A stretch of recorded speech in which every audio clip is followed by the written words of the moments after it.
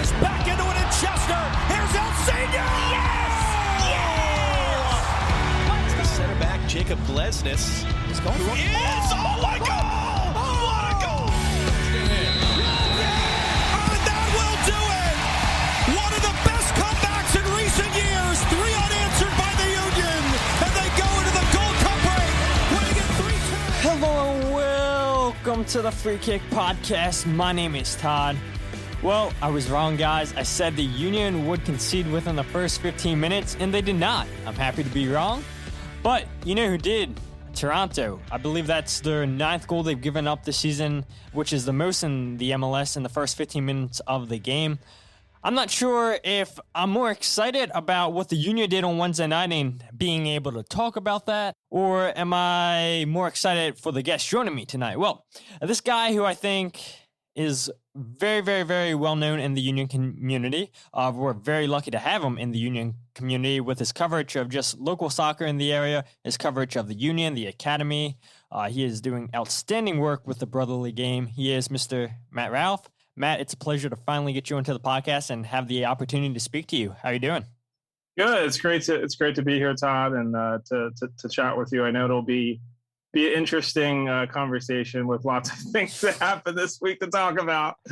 Oh, no kidding. I mean, we were talking about that before. I mean, I swear there's like not 20 deals, but at least 10 deals that got done on transfer day. And we're not going to talk about every single one of them because we'd spend this whole episode talking about the deals and maybe why they happen. But we will talk about the Union news with Kai getting selected to the All-Star game. We'll talk about some of those deals, like I said. But before we get into the news and all that, I do want to say, so I was trying to refresh my memory. I went back to this podcast that you were on, which some listeners might know, Bros Talking Soccer, who are no longer a podcast, but I believe you did that back in August of 2019. And so I was going to games in 2019, but you were the first person that I knew pretty well, I would say, that covered the Union. So I was like, okay, let me check out the Brotherly Game. And so because of that, I was like, wow, this is pretty cool watching you and Dave talk. And then I believe you guys met up later that year in San Jose. And I was like, yeah, this is pretty legit. And so then I started getting really hardcore, following all the different journalists that cover the Union and everything. And well, here we are almost 2 years, and now I have you on my show. So, like I said, just super excited to have you onto the podcast. But like I just mentioned a few moments ago, you're doing amazing work with the Brotherly Game, where you're the managing editor. So for people who don't know, how'd you get involved with the Brotherly Game of SB Nation?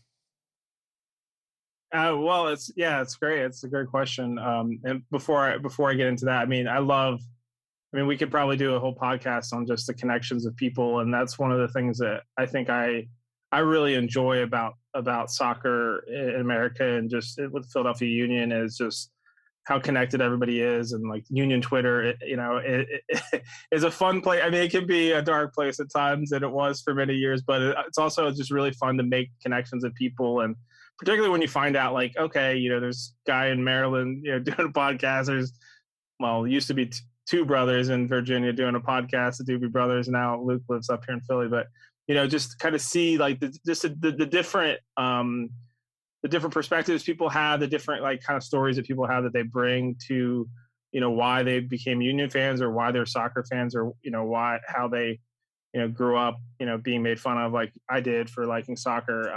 Some of us older guys when we couldn't really have soccer, so it wasn't so accessible, but I guess for me, just like kind of getting involved with, I was definitely, I wouldn't necessarily call myself a Euro snob, but, I was one of those people who tried MLS for years, but we didn't have a team. So in Philly, and it's funny because I'm not really a Philly sports fan, but, growing up like in school and stuff in Philadelphia area and South Jersey, it was just like hard to find a connection point. Like you could connect to like USMNT players. Like, Brian McBride was always one of my favorite players, and Pablo Mastroianni and, Ernie Stewart and all these guys. But, it's kind of hard to like really get into a league when didn't really have a rooting interest. Like I liked the Columbus Crew, but, cause I lived in Ohio for a while, but it was just, there wasn't just you didn't really have the investment in it. certainly at the time too, for me, like in the early 2000s when Arsenal was actually really good, it was hard to get really into MLS. And now it's super easy being an Arsenal fan because you just don't really have to watch much of what they're doing. So, so for me, I mean, I moved back to the area in 2011. So the team had started obviously before that, but I kind of connected with some people through Sons of Ben and started playing in Casa. And, one of my teammates was like, didn't know that I had a background, and I guess I don't think he knew that I was like, newspaper reporter and all this stuff. And had done that for, my first career was as a daily newspaper, like kind of covering news and stuff, never really sports, but and so he kind of wrote me into writing for this site called the Union Dues, which a lot of the people that were involved in that site like eventually kind of got involved with Brotherly Games. So that was kind of my entry point. I just really was like kind of covering academy and college stuff, and then and that still really is my preference. I love the Union. I love everything about the team, but not everything about the team. I love the team and following the team, but sometimes I'm like I would rather just be a fan sometimes, but and just cover the academy and the college and the youth development stuff. But so that was kind of like my entry point was like, oh, you live near YC, like go check out this academy. And at the time I was like 10 minutes from there. So I would spend a lot of time there and just like kind of write about what was going on. And for me, it's like, I've always kind of been, ever since I left like daily journalism, like always had this itch to be writing again and writing in a, journalistic style. So it definitely kind of has been my outlet for my writing and for, basically getting a chance to write all the time and to sort of be, be out and be talking to people and just doing all the things that I always loved about being a journalist. So that's kind of the long and short of it. Absolutely. I'm not gonna lie to you. Like, there's been some times when I've seen you put out articles for the Brotherly Game, and I'm like, how does he stay motivated? Like, how can he write so many articles? Where I think on my website I only have 3 on there. I was like I take all these show notes and everything. I'm like, I could put all these show notes into an article and be done, but I'm like, man, I don't have the motivation to write articles, and I don't know. Like, I feel like I should, but I'm like, I much prefer writing notes for a podcast and then bringing it up and talking on a podcast. And like I said, I mean, there's been so many times I'm like, should I message man? Like, how do you get through this? But another one of my questions is, how do you have time to cover literally all the soccer, it seems, in the local area? Well, I have honestly, I don't really know. My wife barely tolerates it most of the time. But I guess for me, I'm definitely like kind of, I kind of came up in the like end of the golden days, I guess you could say, of daily journalism, where, it was really kind of instilled in me working for small town papers to you had to write 3 stories a day generally, and whether there was anything going on or not. So I think as a young guy coming out of college, I really got used to just the rhythm of just constantly writing, and also like working crazy hours, but also just like always like how to kind of always have I guess I could say like I'm writing even like when I'm not at a computer. I'm always like thinking through story ideas, and I'm not a note taker. I do a lot. Almost everything I do is in my head. Twitter is really great because it works as a note taker sometimes, because I go back and say like, it helps me to kind of track some of the things that I've been thinking about during the day, or that are like people are talking about. So that can be helpful to just sort of try to think through story ideas. But generally, in my day job too, I work pretty fast and efficiently, and I just kind of make the most of the time that I have. I do. Unfortunately, I have to like work a lot of late nights to do this, because it's not my day job. So I have to stay up late a lot of times, and trying to like ever since the union put the games on their website, like that's been really helpful because I can walk on the treadmill, so I can like kill two birds with one stone. It's like, okay, how do you find time for exercise, playing with your kids, putting them to bed when they take hours, sometimes hours to go to bed, and then like all these things like trying to manage all, and then having my job, which I do get a lot of time off, which is helpful too for my job. But it really comes down to, for me, is just like I kind of stopped reading books when my kids were born, because I used to read a lot more. So it's like you kind of have, I manage the time that I have, and I feel like, and there's probably people who, wonder why I haven't written articles that I've reported, and probably they're mad at me that I never wrote something, but there's a lot of stuff I never have. I never get to it. Something has to go sometimes, and I want to write all the things all the time, and sometimes it comes down to like what's happening. What's happening with the union, and the union. I mean, you probably have experienced this too, like where there will be nothing for days, and then all of a sudden there's like 12 things, and you're like, how am I supposed to do all this? Yeah, exactly. You like, can why couldn't this press come release out? after press release. So some days it's like, like I like sometimes when it's slow, because then I can work on some of these other things that I want to pay more attention to that I can't when they're, especially the 2020 season where they're playing like every 3 days. That was kind of exhausting.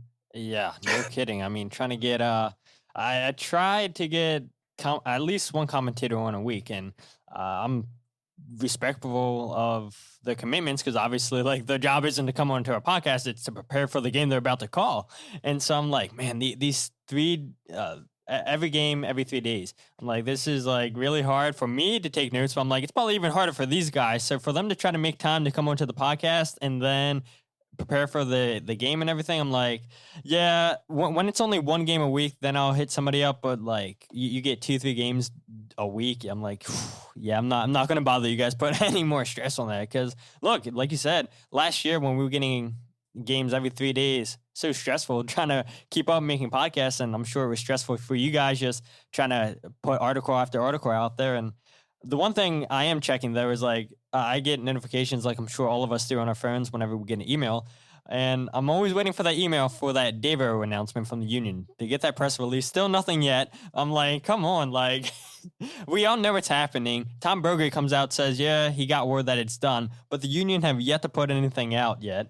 And I'm sure it probably is coming, but that is the one piece of union information that I'm waiting for, because all of us know. And then occasionally I'll go on Devo's Instagram, like, oh, he's following El Senior. Oh, now he's following Matt Real. He's following the union. Something's happening. So it's like, come on, union, just announce something. But speaking of news, there, like I said, there is so much to talk about. So let's just get straight into it, and hopefully we don't bore you guys to death. So here is the news.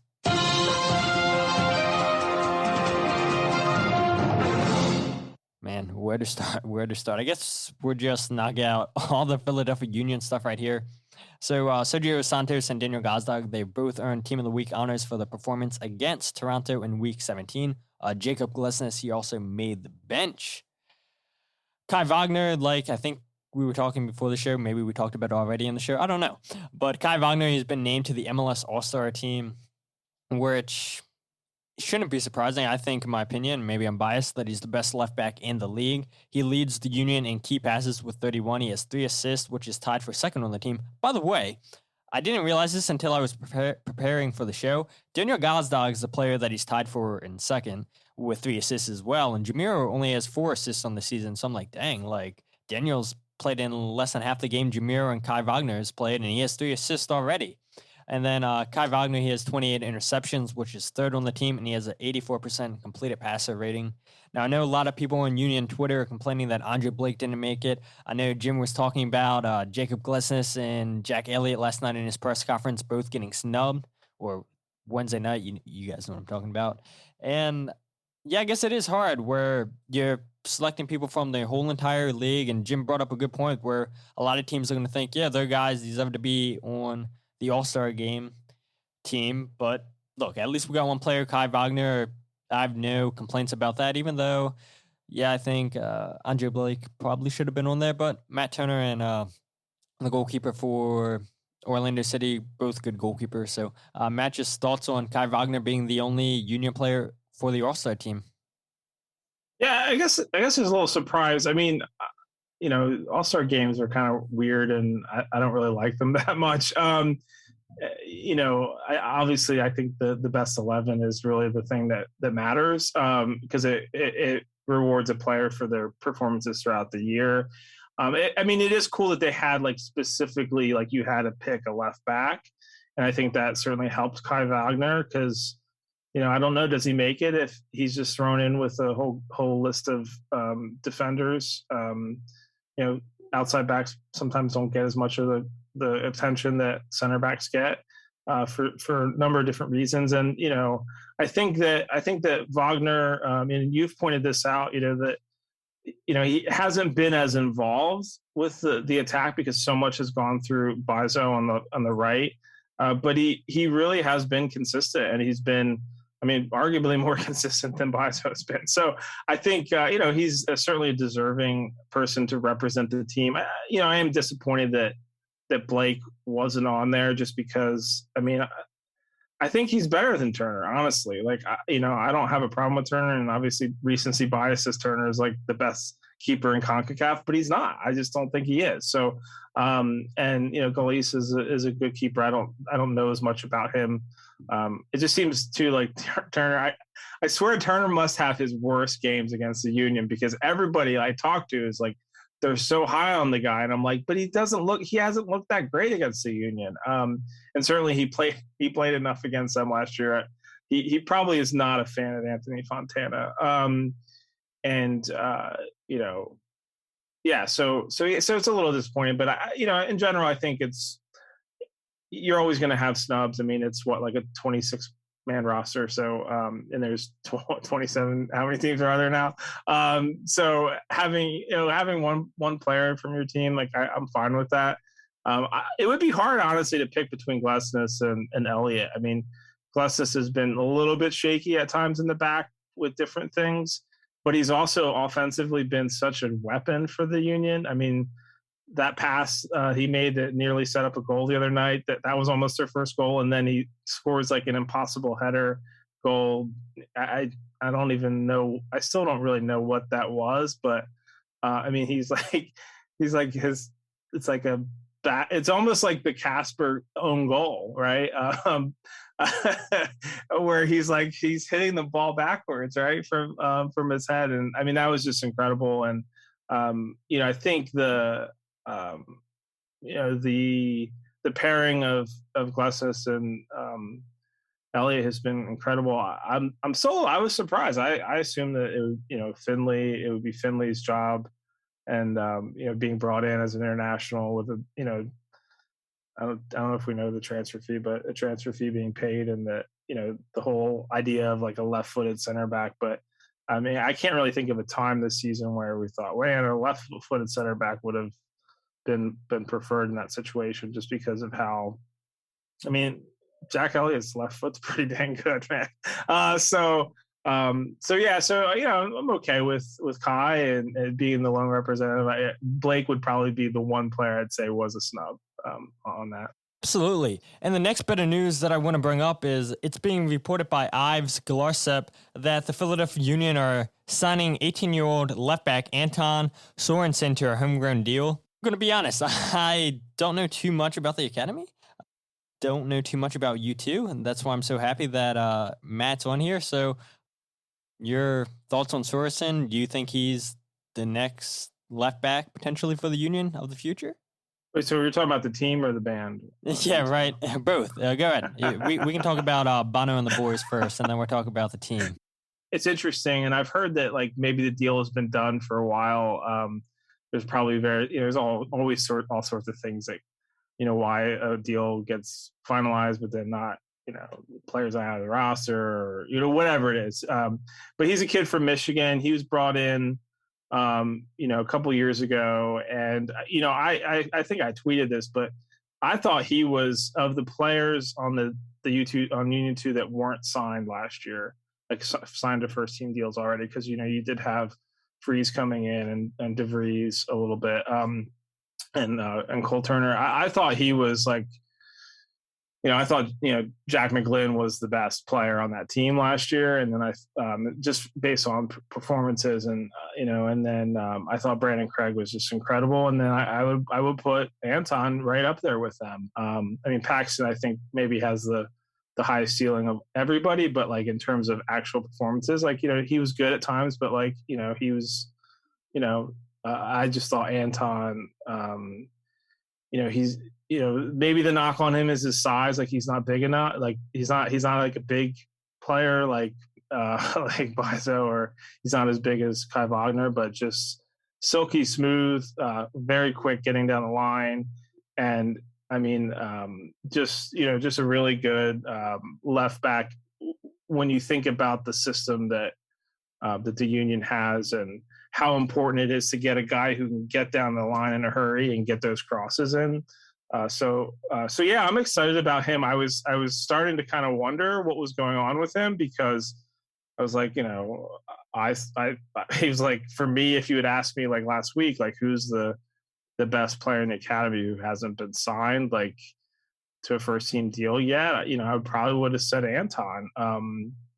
And not just not the best prospect. I mean, I think that's probably Bajong, but in terms of like who's there right there that hasn't been announced as a homegrown, I would say Anton. And so, I mean, another feather in the hat for the recruitment program that John Shear is leading.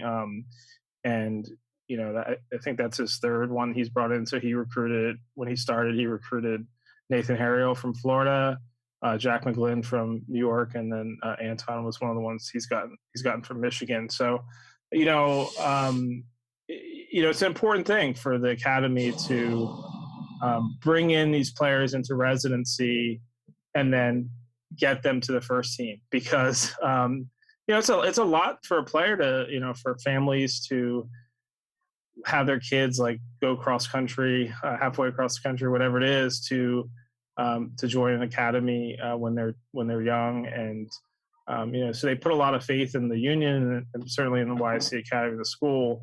And so I think when they're successful to like produce these players and move them into the first team, it's beneficial to the whole program of what they're trying to do. Certainly, we want to see local kids, more than anything, I think. But to have some of these recruited players come in and then go to the first team is also beneficial to the club. The Union have so many homegrown players on their team. I think Ernst has signed 7 since he's been here, maybe 8. I'll have to go back and check, but it's been around one of those numbers, and we could almost field a whole roster full of homegrown players, I feel like, just with all the signings that Ernst has made for the homegrowns, and now you bring in Anton here potentially. But look, nobody can question the Union bringing in homegrown players, because we saw what Mark McKenzie and Brendan Aronson did last year.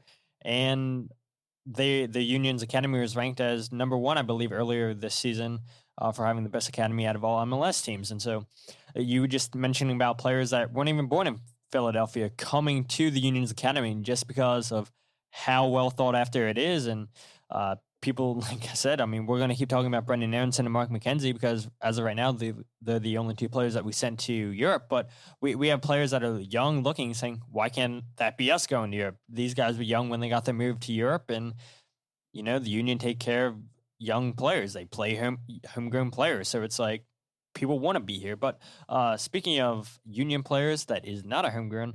We were talking about this before. I know for a fact is Jose El Brujo Martinez is drawing interest from Russian side Grozny, who I was looking that up while you were talking, Matt. They finished 11th last year in the Russian Premier League.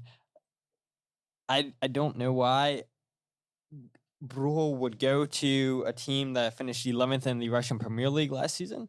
Now, I think there was the only report that I saw report on this that came from Nick Moreno from Pulso Sports. Now, he didn't report a fee or anything like that. He just said that he was drawing interest from them. I know Jonathan Tannenwald was asked about this a couple weeks ago, and Jonathan said, nope, it's the player that I'm talking about. It's not Martinez. But just Martinez in general, the one thing once we signed him last season was who's going to replace that left foot of Harris Medunian and who can play those long ball passes. And looking at his stats, he's got a decent foot on him for long range passing, which last season he finished at 80% on the season with long range passes. Right now he's sitting at 79.8. Last season we only played 23 MLS games, and we're obviously not playing 23 this season. And yeah, Martinez has missed one game. Actually, no, he's missed a couple games, which because of Copa America and then suspension. But still, I mean, he's sitting at that average that he finished with last season, and I'm not surprised that Brujo would be linked away with a move because I think we have a lot of players on this roster that could be playing in Europe right now. And I don't expect our guys to stay around here forever. And I know we were talking like you want our guys to stay here and everything, but I think I'm kind of in the mindset where what we're seeing Ernst sign these players from South America. Once Stavo and Bueno get here, that's two more players that he signed from South America. We see him sign young players from Europe where these guys weren't at the biggest clubs in Europe, and now they figured, hey, let's come to MLS and see if we got what it takes in MLS. If we play good, then we can go back to Europe. And so I just don't expect these guys to be here forever. That's why I don't buy player jerseys, but I know AJ and Luke do, and I know they're listening to this. And so whatever jersey you guys buy next, that player is probably not going to be in the Union for much longer. So is it going to be a Martinez jersey? Is it going to be a Gazdag? Is it a Jamiro jersey? I don't know what you guys bought next or what you guys plan on buying next, but all I know is the next one you guys buy, that player is gone. But yeah, it sucks. We were talking, it sucks watching good players leave, but I think that's part of the reason why Ernst took this job, just because he knew that it would be challenging, that he knew that he would sign players that had aspirations to play in Europe or go back to Europe, and they'll come and play in Philadelphia for a couple seasons, and if they play well, then they'll draw interest from teams in Europe. And like we said, Mark McKenzie, Brendan Aronson got their chance after a great 2020 season. Kai Wagner, I know, was linked in the offseason. I keep talking about, yeah, Kai said he wants to leave in the summer, and by no later, he's still here. And now we're seeing Jamiro Monteiro be linked away, Martinez being linked away. But I looked at this, and maybe I'm off by a number or two, but since Ernst Tanner has been the sporting director, he's signed 15 players on the current roster. He had signed 7 homegrown contracts since he's taken over. And of the current roster, there's only 9 players on the roster that Ernst Tanner hasn't signed. So majority of the roster is signings that Ernst Tanner has made. And like I was talking about, I'm sure that's part of his thinking. Just he knows that every few seasons he's going to have to change his roster over because players are going to leave to Europe. And I think that's part of the reason why we signed Jesus Bueno. Looks like he could be a replacement for Martinez. Also looks like he can be a replacement for Bedoya. But Ernst is thinking about the now and the future because we keep playing the way we're playing. Teams in Europe are going to want our players. So your thoughts on Martinez's interest from Russia out of all teams, an 11th place team?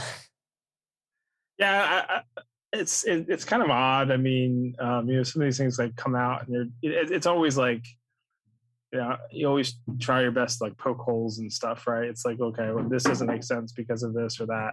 I think I just looked up. He's played 25 games now, so he's almost at like the equivalent of a full season. Since it was a 23 game season, he only played 11 games last year. So, he started 11 games, so he started 25 games. But he was of all the signings that have come through, I mean, you could say Orvik was a surprise for the wrong reason. Putin was a surprise for the wrong reason. I mean, he's been, I think, the biggest surprise. I mean, some people said, Kai Wagner was, going to be a backup. I never really thought that to be the case. Yes, he was in the 3rd division in Germany, but they paid a transfer fee to him. Ernst has connections to him somewhere, like in the German system, and that didn't necessarily. It surprised me that he would be like the level that he's at, but I assumed when he was signed that he would be a starter. Also, just because I didn't really think Real was quite at the level to be an MLS starter at that point. It's hard to say now if he is or not, but because there's no USL games to sort of see have a window into that. But Yeah, so from that perspective, I think Jose has been a wild success story for what Ernst is trying to do. And so, if it's him or, I mean, the Miro situation is probably a little bit different, but Miro came in, was highly rated. It was not surprising that he has been the player that he's been. Jose, I think initially, I mean, it was very, sort of. I think you didn't see a lot of him preseason, and it just seemed like he had like a lot of potential, but also was kind of erratic and a little bit of an adventure. I think when he initially came in, he didn't have a great start in preseason. From what I hear, just part of it was like people were really mad that they got rid of Harris, and Jim was not happy about. It seemed like he was not happy about getting rid of Harris. So. And then you had the Warwick thing, where it seemed like he was the guy that was going to be brought in to be the starter, and then everything kind of got turned on its head. So, I mean, I think Jose's been, if you take out some of the shenanigans, he's been a great player for the Union. He's been consistent. I asked Jim today on the presser just about how the last couple of games, like. I think he's been quietly really good, and I think that's good. Like, he needs to be more like, I feel like Jose at his best is like, oh yeah, like he's not like getting in people's faces, like he's not like complaining about that he just hurt a guy and he's getting a yellow for it. Like, it's just he's just, when he's in that, and I know like he's feisty and people like that, and that's great. Again, I'm not really a Philly sports fan, so maybe I don't get it, but I think he is his best when it's like, oh yeah, man, Jose didn't go in the book, didn't have a whole bunch of interactions with the referee, made a great pass, was just like, collecting the ball, calm, cool, collected, spraying it around the field. And I think he has gotten better. You brought up his like long range passing. I was a little skeptical of that at first. Like, it seemed like he'd send these like lollipop passes and you're like, it's just like, wait, it was such a contrast. And I think you started to see him, some of his switches and stuff, like he's hitting the ball with pace, and he's hitting it, directly to where it needs to be. And it's speeding up the attack as opposed to slowing it down. I think initially maybe that was the adjustment for him, was like, I felt like sometimes the attack slowed when he was involved, and it feels now so much more fluid with his passing. And again, it's almost like, it's weird to say, I guess, but like the less flashy and the less like aggressive and like in people's face, like the less close-ups of him in the game, almost the better, because I think he is a type of player who can just shut things down. And I mean, Josie, did he even touch the ball? And you have to, obviously the center backs get credit for that, but also you have to give Jose a ton of credit for just the way he managed that game. And I know, and what he did with Bradley as well. I know that was Gazdag was mainly the guy who just completely shut Bradley down. But you just have to give Jose a lot of credit, and I think he's a player that just has shown that he can continue to adjust. He can take information. He can have, obviously he's had some really hard conversations with Jim about some of these things, and like he's shown that he can respond and he can take in information, and he knows how important it is to not get suspended every few games. And if he can successfully not get a yellow against New England, he will get one of those yellows taken off. So for yellow card accumulation. So yeah, I'm very pleased with him, and I think it's inevitable that he will go somewhere. It's hopefully, you always just want to say, like, can we do these deals in the off season and not in the summer when you have Champions League? Yeah, no kidding. I mean, that's what makes the whole Jamiro thing like so bad. I think that's why a lot of fans are freaking out, because we have Club America in a couple of days. So I looked it up. Jose Altidore, he only had 27 touches of the ball, which I didn't realize it was that little. And his heat map, he was collecting the ball mostly at the center circle. So, yeah, Jose Martinez definitely did his job when he wasn't getting any touches in the penalty area. So, way to go, Jose Martinez. I did not realize that he shut down Jose Altidore that much. But speaking of Jamiro Monteiro, you wrote an article about Jamiro Monteiro being at the Swag. And for people that don't know what the Swag is. It's a no-call soccer training program focused on opportunities for young athletes ages 4 through 8 from the Philadelphia African American and immigrants communities.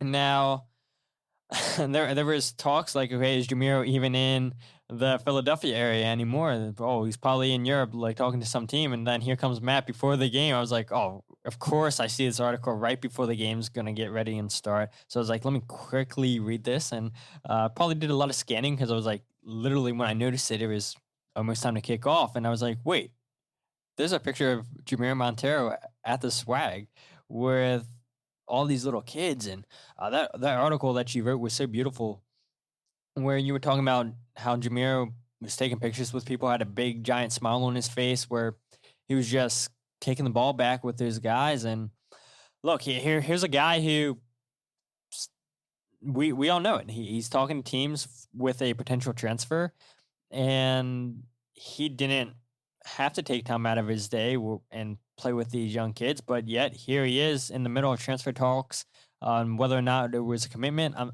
not going to speculate. He was there, and for people that wanted to bash Jamiro Monteiro, say, oh, he's this, he's that, I'm not going to get into the speculation. I mean, I talked about it last episode where the only thing that we know is that Jamiro Monteiro hasn't been able to see his family since June.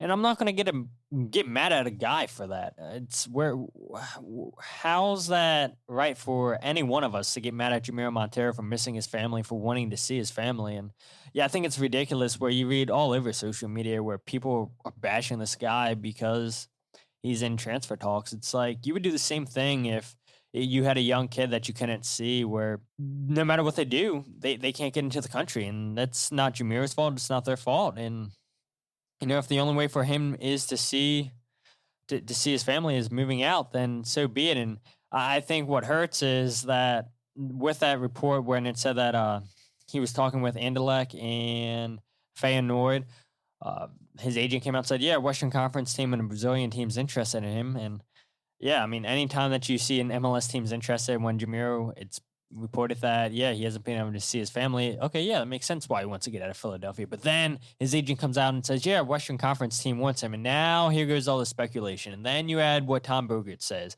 where this has been brewing for months. And now just the speculation is not going to stop. And I really don't want to get into that. And so I hope people that have read that article that you did about being at the Swag, hopefully it changes the picture that people painted so negatively so fast about Jamiro Monteiro, because I don't think he's a bad guy. I mean, look, this guy, like you said, everybody knew when we signed him that the talent was there. He just was at Mets where they got a brand new coach, a coach that didn't sign him. So it made sense why he wasn't going to sign and play with Jamiro. It wasn't his player that he signed. So he came to a place where a team wanted him, and I don't know if I want to say he's a club legend, but I think he's one of the best players that have ever put on a Philadelphia Union shirt. And then as soon as it's reported that, yeah, he's in transfer negotiations, everybody wants to rip that up and just bash the dude. And yeah, I just can't see myself doing that. So I thank you for doing that article that you did of Jamiro Monteiro at the Swag, Matt. Yeah, no problem. I mean, I think for me, it was, I wasn't even sure I was going to write anything, honestly. And then I think just it was like kind of observing him and seeing, and it's not the first time I've been around Jamiro off the field, but he's and back in the day when we used to like actually be able to do in-person interviews and stuff, he just was always someone who carried himself.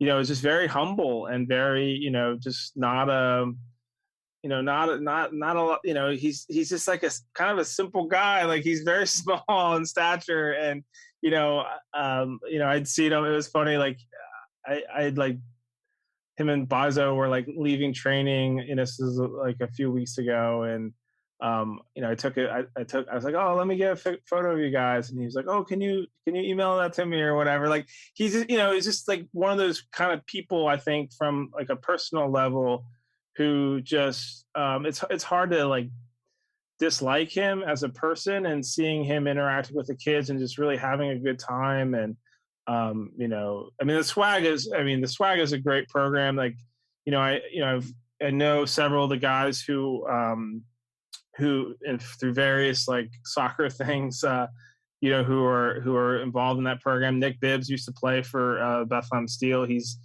kind of heading that up, and they're just it's one of those programs where, and just even like being there, but even before Jamiro got there, I think it's really important just to note that it is a really cool thing that they're doing, and the fact that these young kids, and it's in Upper Darby where they're doing the training sessions, but just in Southwest Philadelphia, so, parts of Philadelphia, and into like Delaware County and stuff too, that they're getting instruction and coaching by some really top level youth coaches, and the way that they're being they're doing these sessions is it's not just like I've done I spent some time in Northern Ireland like running little like soccer camps and stuff, and I've done stuff at my church and everything, and it's not that like it's a lot more, there's a lot more thought and just like actual like technical training that they're doing, and they're putting these kids in a position to like actually consider soccer as a sport that they want to pursue, and that's just really cool to see. And then to kind of see Jamiro just sort of show up and just like kind of just hanging out watching them, and then like going over and chatting with them, and then playing a little bit with them at the end of the night. It just, to me, like I wrote in the article, it just kind of breaks things down to like what it's really about. And this is fun, right? Transfer talk is fun, and speculating about stuff is fun, and it's also really sad. Like I kind of just like gave him a fist pound at the end of the night, and said, "Hey man, it's great to see you," and stuff. And there were a few things I wanted to say I didn't say, but it's just like I'm kind of sad about it, man. Like it just seems kind of maybe there's a chance that things can be worked out. I don't know. It doesn't seem that way. Like that he's probably played his last game for the Union, and that's really sad because I think he's someone who really brought a lot of joy, and it really was part of that transformation of the team. I mean, you think about like the first moment, I think for me, that where I was like, okay, Jamiro is like legit, like he's going to be something special, was that game in Vancouver where it just felt like they were not going to get anything out of that game. And then all of a sudden, Vancouver gets the ball in their final third, and this Jamiro kind of comes out of nowhere, pressures the ball, they make a bad pass, Casper picks it off, bam, into the net, and they get a 1-1 draw. And it was like at that moment where it's like, okay, Jamiro, you look at him and you're like, okay, he's not going to intimidate anybody, by his size or stature or any of that. He's not a yeller or screamer. He's not like, he's just like a guy, or like, he blended in so well with those kids right on the field, because he's not like an intimidating person, but he's done so many things on the field, like the MLS is Back tournament where he doesn't even touch a ball. Right. And that is like helps create, one of the best goals maybe in the history of the team, where, that dummy, and then him combining with Brendan, and just their partnership, I think was just so much fun to watch. And, it hasn't been the same this year. I mean, I don't think anybody who follows this team, who's like being realistic won't say like it hasn't been the same without Brendan. And part of that was the partnership that Brendan and Jamiro had, the ways that they just really kind of switched positions a lot of the time. They just were such a good combination where, even this discussion about, well, is Jamiro a 10 or is he an 8? It's like, well, I think we all got used to him being both because it was like Brendan was both too. So it didn't really, whatever the lineup card said didn't really mean anything, because it was like you just knew Brendan and Jamiro were going to figure out like where they needed to be within that diamond, and so they would kind of, depending on what was happening in the game, one would be more the tip of the diamond, one would be more the out wide, and they kind of had such a good partnership there. So I think it's easy, and it's reminiscent of Vincent Nagira in the sense that it just felt like, something, this is like the way I was like, wait,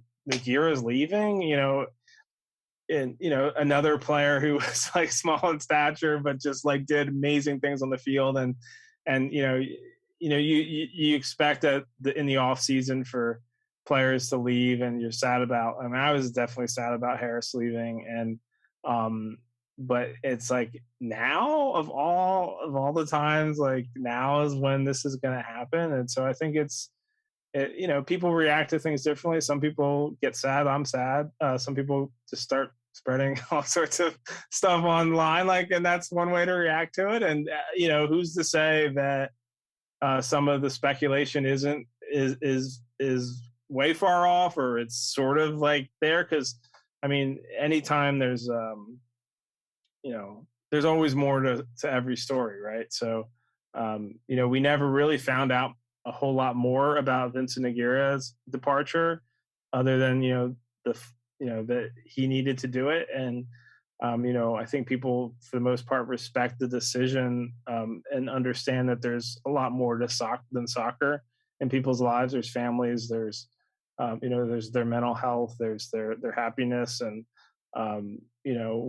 just because it's a great club and most of the players love it doesn't mean everyone does. And that there aren't situations that happen that can really turn a relationship between a club and their player sour. So, there's certainly possibilities there, but I think if anything, I found this article was a way to like communicate, my hope that people will just look at who he is just as a player and what he's meant to Philadelphia, and how he's, even as he's like seeking a way to leave, he's still giving back to the community.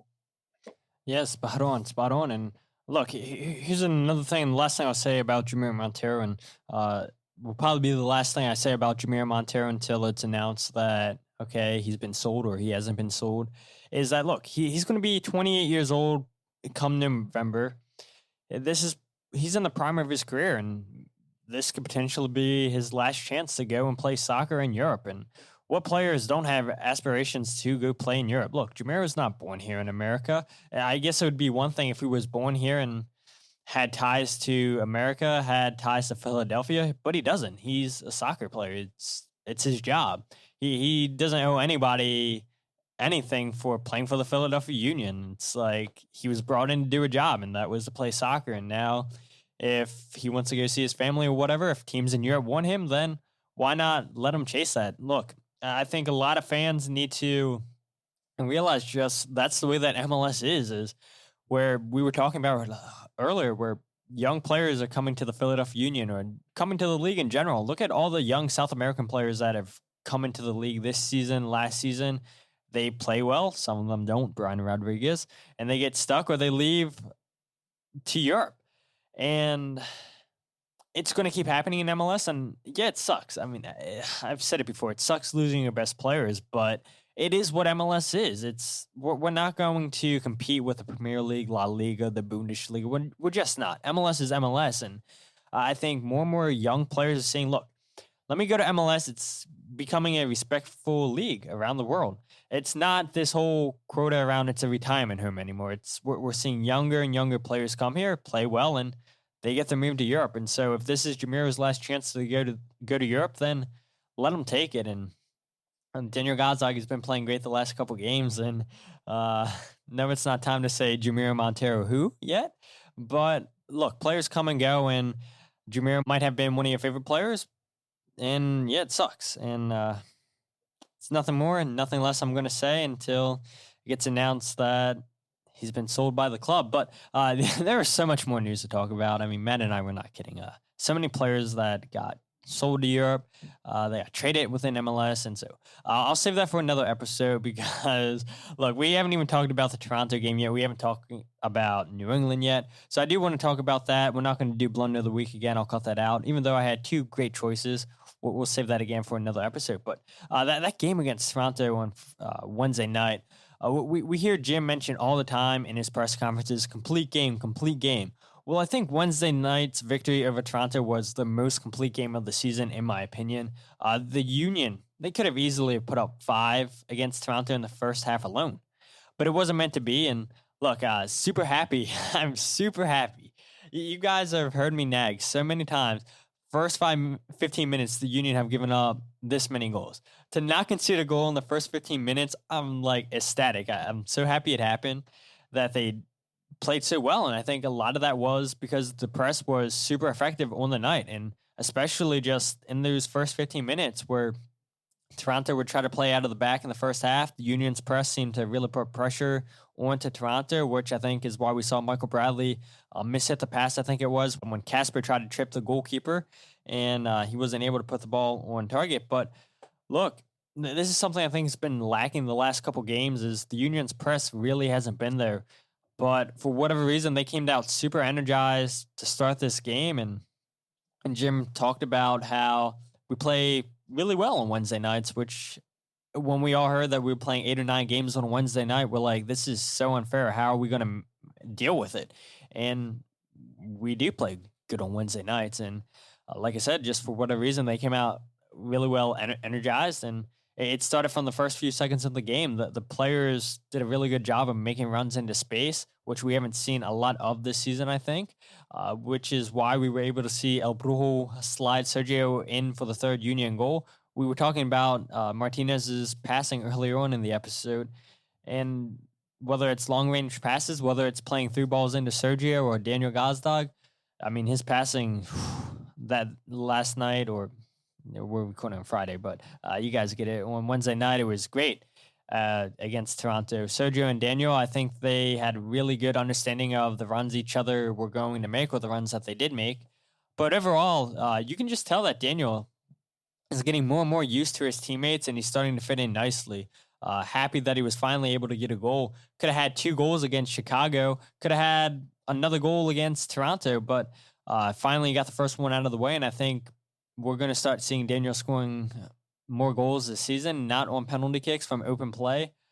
Just what a night it was for the Union against Toronto. But yeah, the 3 goals are nice, but I think the thing that impressed me the most was when we brought on all the young kids in the second half, and we absolutely dominated the second half. We didn't allow Toronto to get back into the game. They had a couple chances within the first 7 minutes of the game, which I'll bring up in keys to the game to see if the Union passed them to get the victory. Side note, yes, they did. But look, I mean, you bring in a whole bunch of young kids to go against U.S. veterans and Michael Bradley, Omar Gonzalez, Jose Altidore. These young kids controlled the tempo of the game. And especially in the last 10 minutes of the game where you just saw the Union pass from side to side, and Toronto couldn't get the ball. The only time they got the ball is when the Union hit the ball out of play, I feel like. But just, wow, not to let the pressure of playing against United States national team staples for the last few years get to them. I thought it was really impressive by the young guys when they came on. And because of that, happy with the Union's performance. Matt, your thoughts on the game? Yeah, I hadn't thought about it until you mentioned just the idea of it being a complete game. I think it's one of those games where it's easy to sort of focus on the 3 goals and focus on the fact that Larea had a really good chance that he completely made a meal out of. That really would have changed the game if he had done better. Maybe it just is heartbreak for him because Blake saves it anyway, but he just was played in with a really nice ball and had space and time to really do some damage. And it kind of felt like, oh, here we go again. Even though the Union definitely started out on the front foot. But in thinking about it as a complete game, especially when you, in light of, yes, and I was like, they should have won this game 6-0. Kind of not saying that in a negative way, but saying like, for people that, kind of the commentary, like this is like one of the best games ever. I'm like, well, if they had actually scored the goals that they could have scored it, maybe it would be a better game. But it was a complete game in the sense that they did do everything they needed to do in the second half to like close out the game. And that's an important thing to mention. Certainly, there's the penalty was controversial, as they usually are, it seems. But for them to get the clean sheet and to close out the game the way they did, where there wasn't really, there wasn't any moment where you're like, okay, Toronto's back in this game. The Union took their foot off the pedal. They didn't score in the second half, but maybe the second half is just as important as the first half in that sense in terms of moving forward and recognizing that, they aren't a team that's going to go in and do that very often, but that they're a team that can do that, get those goals. I mean, they still set piece goal and a penalty, so, you still have the question in the back of your mind, okay, like, can this team do more to score from open play than they have been? I think it was terrible goalkeeping by on the penalty. I've watched it several times and I'm like, yes, Sergio is dangerous and he's in the box, but I'm just to come out and to do, it just, from a goalkeeping standpoint, I was, you would expect more out of a starting goalkeeper, but either way, like Sergio has Toronto's number. He did that last year. I patted myself on the back for stating the obvious that he was going to have a big game. But yeah, I mean, it's just, and I think Greg Oldfield on my staff, like he commented like that this was almost a must win, and I kind of got pushback on that. And initially I was like, oh, come on. Like, I was like, yeah, it's not really a must win. I'm definitely in the camp of like, this is a really long season. Like, there's no must wins until like, September or whatever. But in the sense that they needed a win to just get the thing kind of like from a momentum standpoint, and the whole Jamiro thing and just all of the stuff going on. I think it maybe was a must win in the sense that now it sets up for a draw would be incredible on Sunday. A loss would not be the end of the world in New England. You really want to draw, though, seriously, but a loss would not be. I mean, if they had drawn against that team that Toronto put out, as slow and tired and old as they were, that would have been really, really devastating for this team. So I think it was a really big, important win, and put them kind of in where they needed to be, kind of coming back into training this week and preparing for New England, but really preparing for New England with an eye toward Mexico City. Yeah, absolutely. So I was just thinking, man, so the last two episodes I've said the Union have to get 11 out of 15 points. So you're not a part of that camp where you said, yeah, don't panic yet. Well, I'm like, yeah, they need 11 out of 15 points in these next 5 games. And they're still on pace. But like you said, this game against New England, they've got to get a tie, I feel like. And a loss, yeah, probably isn't the end of the world. But we'll talk about that game a little bit later. So last episode, my 3 keys to the game were: 1, stop conceding early goals; 2, be wary of Soteldo; and 3, use Santos' pace. So number 1, stop conceding early goals. Right there, yeah, that's a pass. In the first 15 minutes, the Union did not allow a single shot by Toronto. And they caused Toronto to turn the ball over twice and held them to 73% passing in those first 15 minutes of the game. So, yeah, obviously a pass there. 2, be wary of Soteldo. He only had 467 touches coming into this game. He had 73 touches on the ball on the night, but they never let him get the ball in dangerous areas. He was 2 for 7 on successful dribbles. He was dispossessed 3 times. He was 1 for 8 on his accurate crosses. Yeah, a terrible night for Soteldo. And we all know he missed that penalty that Andre Blake saved, which shouldn't have been a penalty. Ball doesn't lie. So there's 2 passes right there, and then 3, use Santos' pace. Like Matt was just talking about, terrible goalkeeper by Bono.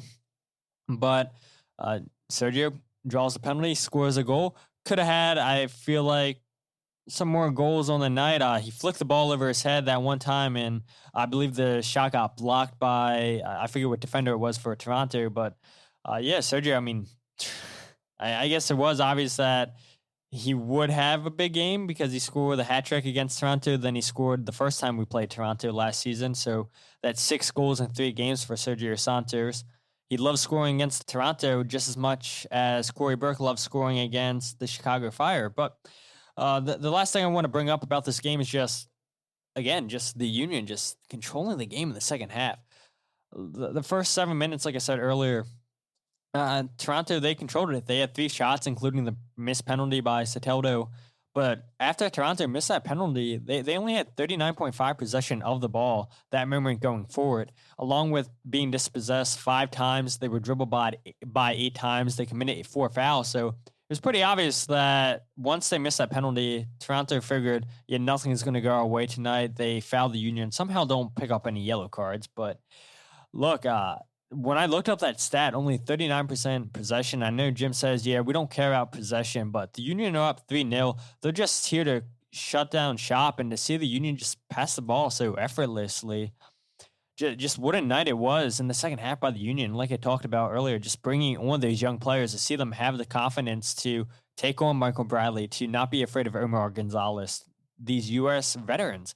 Yeah, a great night for the young players and just the Union players in general. And I know you asked Matt, what was the game plan after the game for the Union? Why were they so dominant? And Jim said, yeah, the press tired down Toronto. And yeah, I think it's pretty obvious that it did, because after the first 30 minutes, Toronto, they were out of there, especially Michael Bradley. But your opinion, do you think that's just it, or why do you think Toronto struggled so much after that missed penalty? Yeah, I mean, they look tired. Yeah, they look tired after the first half hour. I mean, you're looking at, there was like a corner kick at one point, and everyone, I was watching on TV, and it's like everyone on Toronto was basically like bent over in exhaustion already. And I know part of that is because of just how much of a handful Santos and Gazdag were. I mean, we talked earlier about like missing Brendan. Like that first half was probably the first time like this season that I didn't miss Brendan. I mean, we miss him in general, but like because Gazdag was so active and so involved in doing so many of the things I think Brendan did to really create so much in the transition. So I think, just like tiring them out early. Jim talked about, in his answer to me at the post game about just like the decision making of like, a little bit of the chess playing that these managers do, where would their interim manager sort of rotate his squad and play some younger, put in some fresh legs, or would he stick with the lineup that's like that's been playing well, and like it's like the whole kind of, okay, who's gonna play, and Jim always is a little cagey about like revealing certain decisions, and there's a reason for that, because teams, if they get word that there's gonna be a change in the lineup, and they start to they can then change their lineup and suit, and I think honestly the decision to start some of those guys, like, it backfired for Toronto, just like it kind of did in Florida for Jim. So going on the road in this league is tough again. It wasn't as hard last year when you're going to Connecticut to play Toronto. Or Toronto's coming from Connecticut to play in Philadelphia. So, I think thankfully, you're starting to see the home field advantage road situation come more into focus. And so, these managers have a really tough decision to make about, what type of lineup they put out there. And, I just think that Philadelphia matches up really well against Toronto when they're playing those older players, because they have guys like Sergio, Gazdag coming into form, and because then they can empty out the bench with a 3-0 lead, and they got kids like Quinn and who's completely irritating to anybody who's not on this team because of how relentless he is, and then you get some minutes for Paxton and some more minutes for Jack. I guess not many in that game, but it just plays into the Union strengths, and it's it was. I think the fans needed it. The fans were rightfully starting to get a little worried about this team, and I said, like I usually say, I'm not too worried about them. I don't get too high or too low on these teams, like because MLS is MLS, and you win one game and then you're second place. You lose one game, you're in sixth. Like it's just just the nature of, and especially the Eastern Conference this year. It doesn't look like the Eastern Conference is going to have many teams competing for the Shield this year because they're all just beating each other up. And if New England continue, even with Heel being injured for a little bit, if they can continue to sort of run away with the conference, that actually I think makes it worse because these teams will just continue if they'll concede to the New England's got the conference figured out, and then the rest of them are just gonna just be beating each other up week in week out, and the Union. Regardless of, they're going to be in that hunt. If they're playing well, they'll be at the top, more of the top of that heap. They get stuck in some difficult, results. Like they'll be on the lower end of that. But really, at the end of the season, it's the main goal for this team is MLS Cup, and so as long as they make the playoffs and they're playing well. That's really the main focus. I still don't think they have anything to lose in CONCACAF Champions League because no one expects them to win. So if they can find a way to get a result, go to the final, lose the final, whatever, like that's an amazing accomplishment. So they're not going to win. I mean, I don't think they're going to win Supporters Shield. Like, don't count them out because don't ever count Jim Curtin out of anything. But that's the making a deep run in MLS Cup is the priority, and I think taking knocks the way they have this season and then getting back up and beating Toronto 3-0, like those are the types of things they need to do to basically be ready for what an MLS Cup playoff run would look like. Yeah, absolutely, and I can't disagree with anything that you said. I mean, you're spot on with everything you said, and especially when you talked about Jim Curtin not revealing much in press conferences. But I think somebody that's even worse is Bruce Arena. So before you join here, I listened to Bruce Arena's press conference. His press conference with the media only lasted 3.5 minutes, which is terrible. He gave the shortest answers to every question that the reporters gave him. I was like, you obviously don't want to be here. Like, I can't imagine being in the New England media asking Bruce Arena questions. I'd be like, I'm not going to ask you questions because I know I'm only going to get a 5-second answer back. And so speaking of that, he was asked about Carlos Heel potentially missing the game against the Philadelphia Union. I know it's been reported that he has a sports hernia. He's going to be out for weeks upon weeks. Well, the Revs and Bruce Arena, they aren't confirming those reports, but he did mention in his press conference today that he looked fine moving around. And then he was later asked, is he training by himself with the team? And he said, oh yeah, he's training by himself. So yeah, obviously managers don't want to give away too much, but we didn't see Heel play against Nashville. Will he play against the Union? I'm not too sure. And I guess we won't find out until game time, right? Because managers don't want to give the other team an advantage. But yeah, just listening to that press conference, I was like, yeah, I would not want to be sitting here when he's literally giving us 5-second or less questions. But the last 5 matches played between the Union and New England, there have been 2+ goals scored in each of them. When the Union have won 3 of those games, lost once, and drawn once. Now that's including the playoff game. And 2 of those games, Carlos Heel, he was missing. And he missed the last game the Revs played against Nashville, like I said. But when the Union played New England earlier in the season, which I can't believe this is the second time we played them, when we played them, like 7 times last season. So it does feel a little bit weird that, yeah, we've only played them twice. And this is the second time on Sunday. But Jim Curtin, I believe, said after the game that he was impressed with the way that Leon Flock handled Heel, where he felt like he didn't really have control of the game. Yeah, Heel didn't score a goal or have an assist in that game, but he had 6 key passes. Just New England weren't able to put away the chances for the Revs. And I think it's funny. You tweeted out something earlier, I think this week or maybe last week, I don't know. And you asked, would the Union have still won the Supporters Shield if Carlos Heel was available for the Revs in those matches? He leads the league with 15 assists. He has 88 key passes, 77 passes in the penalty area, and he has 16 through balls and 163 progressive passes. So, yeah, every category attacking-wise pretty much leads it in other than goals. And I thought that was a good question that you gave.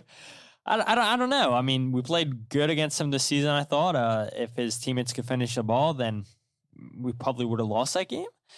But in my opinion, he's the early MVP of the league. Jim Curtin, I know, called him today in his press conference the best player in the league. But there's no denying how much Heel means to New England Revolution. And hopefully for our sake, he doesn't play. For the Union, if Bizo and Glesnes get a yellow card this game, then they miss the next game because of too many yellow cards. In my opinion, I wouldn't even mess with that. I would play the kids. I know Jim said that they're going to put out a competitive team and get a win. But look, I trust these young kids enough. Who's saying that, yeah, you throw these young kids out there that they can't get a win? We saw what they did against Orlando and into Miami when they've come home. We saw what Quinn did against Chicago Fire. Now, are any of those teams New England? No. But we got to go all in for the CONCACAF Champions League. I know you said it doesn't matter if we lose this game or not because nobody expected us to be here. But just because we are here, I'm like, let's rest, guys. Let's get ready for that game Thursday night in Mexico, and let's play the kids. Matt, your thoughts on this game? Yeah, so I guess my answer to the question, because sometimes people jump on you for like asking questions. Like, I'm just asking a question. I think my answer is that the Union actually would have benefited from Carlos Heel being healthy, because I think they still could have managed to win the Supporter Shield. But the difference would have been there's no denying that New England would have finished with a better record. So they wouldn't have had that play-in game, maybe not with Heel healthy. And then that would have changed the whole trajectory of the playoffs, because I think one of the biggest problems with the whole way that played out was that they played New England way too many times against Bruce Arena. And then you just knew, like, they're going to beat them to win the Supporter Shield, even though in the end they didn't actually have to beat them to win the Supporter Shield. It wouldn't have been as fun to lose that game and then, still get to celebrate because Toronto lost. But, then they have to play them again. To me, that's the part that, that's where like MLS most resembles college basketball, and that those teams that kind of get to play in actually have an advantage because they have a win under their belt and they have the momentum that they carry into that game. So that's where I end up landing myself on that question. As far as the game against New England, I mean, I would love to see Nathan Harriel. I don't think we will. I would love to see at least Quinn or Jack start, maybe not necessarily both of them, because I do think they really need a draw. And also, I've said this before, Quinn's done such a great job off the bench. Like, it seems like either he comes in and either like all hell breaks loose and there's like a big brawl, or he comes in and like they need a goal and somehow they find one. Because he's fearless and he will literally run into a brick wall if Jim asks him to. So I think, I almost don't want to mess with Quinn not coming off the bench if they need him in that role. And I think he still has, because he still has developing to do. I get like wanting him to start, but I'm like, man, sometimes these guys like, they earn more bench minutes because of how well they play off the bench, But I think Jack McGlynn to me is a little further along in his development than Quinn is. Jack, I thought again was the best player on U2 last year. Quinn, I maybe in my top 10, I'm not sure. Just didn't really have a chance to really make much of an impact in USL last summer. So yeah, I definitely I would love to see a couple. We'll see what happens. Maybe we'll get McGlynn or something, or Quinn starting, but Jim needs to do some rotation. Maybe he lets Freeze start again. I don't know.